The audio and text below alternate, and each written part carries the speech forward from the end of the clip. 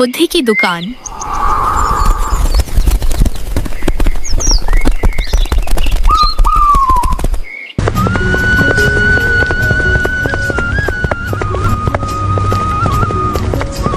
प्राचीन राजपुर राज्य में शंभु नामक एक व्यापारी रहता था, जो बहुत ही ईर्ष्यालु स्वभाव का था। उसका पड़ोसी और साथी व्यापारी धीरेंद्र अपनी मेहनत और बुद्धिमानी से तेजी से संपन्न हो रहा था। शंभु अपने मन में बुदबुदाता, ओह, ये धीरेंद्र इतना पैसा कैसे कमा रहा है? जब राजपुर के लोगों को पता चलेगा कि इसने मुझसे ज्यादा धन कमा लिया है, तो सब इसका सम्मान करेंगे और मेरा कोई मान सम्मान नहीं रहेगा। मुझे इस धीरेंद्र का कुछ करना पड़ेगा। शंभु ने तुरंत एक दुष्ट योजना बनाई। वह राजा के पास जाकर धीरेंद्र की शिकायत करेगा और उसे बेईमान साबित कर देगा। उधर महाराज चंद्रसेन अपने दरबार में प्रजा की सुनवाई कर रहे थे। एक किसान बहुत ही भयभीत होकर सामने आया। महाराज, एक विशालकाय तेंदुआ हर रात आता है और राजपुर के बाहरी गांव के लोगों को उठा ले जाता है। वह हमारी फसलों को भी नष्ट कर रहा है। हमें उससे छुटकारा दिलवाइए। अब केवल आप ही हमें बचा सकते हैं महाराज। हाँ, तुम बिल्कुल चिंता मत करो। मैं अभी अपने सबसे अनुभवी सैनिकों को भेजता हूँ जो उस हिंसक जानवर को पकड़ लेंगे। सेनापति शक्ति, सैनिकों का एक दल लेकर फौरन जंगल में जाओ और जल्द से जल्द उस आतंक को समाप्त करो। महाराज, वह जानवर बहुत चालाक और खतरनाक है। दिन में कोई उसे देख नहीं पाता। वह केवल गहरी रात में आता है और मनुष्यों को घसीटते हुए जंगल के अंधेरे की ओर ले जाता है। हमारे पिछली बार के प्रयास निष्फल रहे हैं। राजा ने पूरी सेना को तेंदुए को पकड़ने के लिए भेजा, लेकिन तेंदुआ पकड़ा नहीं गया। उल्टा कई सैनिक बुरी तरह से घायल होकर लौटे। महाराज चंद्रसेन काफी परेशान थे, क्योंकि हर दूसरे दिन कोई न कोई उस खूनी तेंदुए की शिकायत लेकर राज दरबार पहुंच जाता था। मंत्री जी, समझ नहीं आता कि आखिर क्या किया जाए। गांव वालों को इस भयानक जानवर से कैसे बचाया जाए। इस आतंक के कारण राजपुर की प्रजा का जीना मुश्किल हो गया है। राजा यही सब सोच विचार कर रहे थे। तभी शंभु दरबार में पहुंचता है।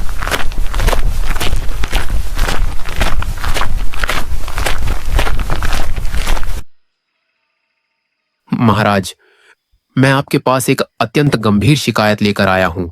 दरअसल आपके राज्य में बहुत बड़ी ठगी और बेईमानी हो रही है। क्या? कैसी बेईमानी? हमें पूरी बात बताओ। क्या तुमने पहले कभी बुद्धि का भंडार नाम की दुकान के बारे में सुना है? हाँ महाराज, धीरेंद्र नाम के एक व्यक्ति ने बुद्धि का भंडार नाम से एक दुकान खोली है। वह लोगों से झूठे वादे करके और उन्हें उल्टी सीधी सलाह देकर बदले में उनसे भारी भरकम रकम वसूलता है। वह लोगों को गुमराह कर रहा है। आपको इस मामले को तुरंत संज्ञान में लेना चाहिए महाराज। बुद्धि का भंडार? यह तो काफी रोचक लगता है। क्या बुद्धि भी कोई वस्तु है जो बाजारों में बिकती है? ठीक है, मैं स्वयं जाकर देखूंगा कि ऐसा क्या है इस दुकान में और कैसा है यह धीरेंद्र। अगले दिन महाराज चंद्रसेन और उनके मंत्री धीरेंद्र की दुकान के पास जाते हैं। ओह, ये दुकान किसकी है? इसका मालिक कौन है? महाराज, आपका स्वागत है। इस दुकान का मालिक मैं, धीरेंद्र। जो कोई भी मेरे पास अपनी गहरी समस्या लेकर आता है, मैं उसे अपनी बुद्धि और अनुभव से उसका सटीक हल बताता हूँ महाराज। बहुत अच्छे, ठीक है। मैं भी अपनी बहुत बड़ी समस्या लेकर आया हूँ और तुम्हें उसका हल बताना है। यदि तुम्हारी सलाह से 3 दिन के भीतर मेरी समस्या का समाधान हो जाएगा, तो मैं तुम्हें राजपुर का मुख्य सलाहकार नियुक्त कर दूंगा और तुम्हें बहुत बड़ा पुरस्कार दूंगा। लेकिन ध्यान रहे, अगर मेरी समस्या का समाधान नहीं हुआ या तुम्हारी सलाह दोषपूर्ण निकली, तो तुम्हें कारावास भुगतना होगा। महाराज, मुझे पूर्ण विश्वास है कि मैं आपकी समस्या का समाधान अवश्य कर सकूंगा। यह मेरे लिए एक सौभाग्य होगा। कृपया करके मुझे अपनी कठिन समस्या बताइए महाराज। राजा धीरेंद्र को तेंदुए के बढ़ते आतंक और सैनिकों की विफलता के बारे में विस्तार से बताते हैं। ठीक है महाराज, मैं कल राज दरबार आऊंगा और अपनी योजना बताऊंगा। आप बस एक मजबूत बड़ा पिंजरा और एक मोटा बकरा या भेड़ का इंतजाम करके रखना।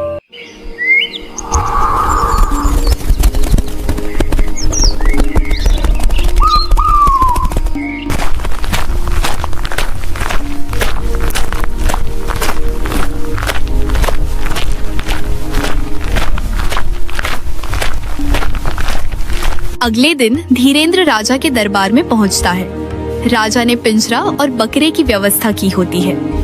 धीरेन्द्र सबसे पहले बाहरी गांव को खाली करवा देता है। वह जंगल के सबसे घने रास्ते पर, जहां तेंदुए का आना निश्चित था, वहां एक मजबूत पेड़ से उस बकरे को बांध देता है। रास्ते में बकरे से कुछ ही दूरी पर वह लोहे का भारी पिंजरा इस तरह से रखता है कि तेंदुए को बकरे तक पहुंचने के लिए पिंजरे के मुख्य द्वार से होकर गुजरना पड़े। पिंजरे के दरवाजे पर वह एक विशेष फंदा लगाता है, जिसे धीरेन्द्र ने खुद डिजाइन किया था। रात हो जाती है। राजा और मंत्री दूर एक ऊंची मचान पर छिपे हुए थे, जहां से सब कुछ दिखाई दे रहा था। अरे, अगर तुम्हारी योजना सफल नहीं हुई तो फिर हम क्या करेंगे? कहीं वो तेंदुआ बकरे को खा जाएगा और भाग जाएगा, तब क्या होगा? हमने इस पर बहुत बड़ा दांव लगाया है। आप बिल्कुल चिंता मत कीजिए महाराज। मेरी योजना पूर्ण रूप से सुरक्षित है और जानवर के स्वभाव पर आधारित है। आप बस थोड़ी प्रतीक्षा कीजिए, उसकी भूख उसे मेरे जाल तक खींच लाएगी।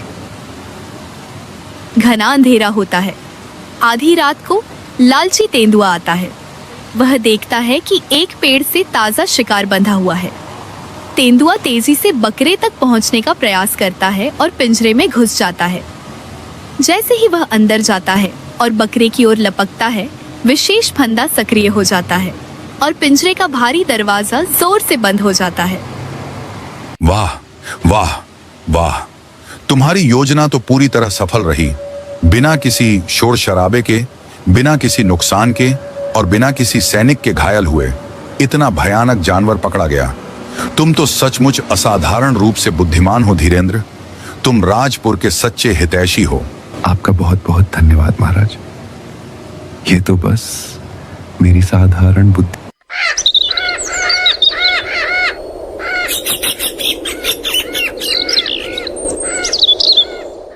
अगले दिन राजपुर में यह बात आग की तरह फैल जाती है कि धीरेन्द्र ने अपनी बुद्धिमत्ता से उस भयानक तेंदुए को पकड़ने में मदद की है, जिसने महीनों से आतंक मचा रखा था। सभी ओर धीरेन्द्र की प्रशंसा हो रही होती है। महाराज चंद्रसेन ने तुरंत दरबार आयोजित किया। धीरेन्द्र ने अपनी बुद्धिमत्ता से राजपुर की इतनी बड़ी समस्या का समाधान किया है। इसके लिए हम धीरेन्द्र को तत्काल प्रभाव से अपने राज्य का प्रमुख सलाहकार नियुक्त करते हैं और उसे इनाम में 5000 स्वर्ण मुद्राएं दी जाएं। यह सब देखकर शंभू अपने आप को रोक नहीं पाता है। वह चिल्लाता हुआ सामने आता है।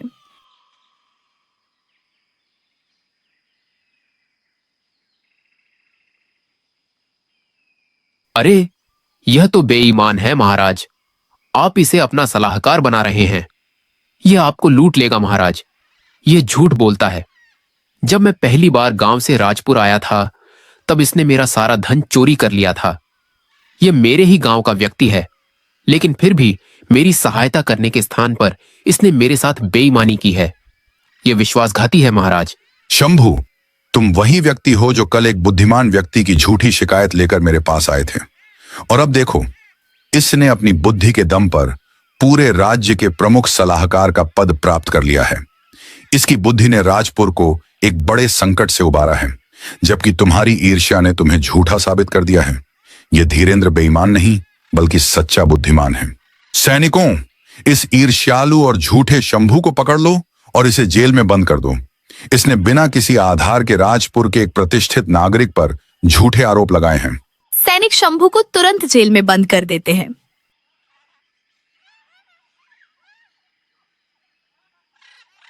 उधर धीरेन्द्र मुख्य सलाहकार बनकर राजा की खूब सहायता करता है।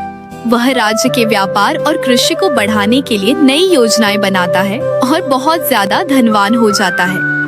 वह अपनी पत्नी कल्पना को भी दरबार में लेकर आता है। इस प्रकार धीरेन्द्र और कल्पना राजमहल में सम्मान पूर्वक रहने लगते हैं, जबकि अपनी खराब आदतों और ईर्ष्या के कारण शंभू को जेल में सजा मिलती है। ईर्ष्या हमेशा पतन की ओर ले जाती है, जबकि बुद्धिमत्ता और सच्चाई हर जगह सम्मान और सफलता दिलाती है।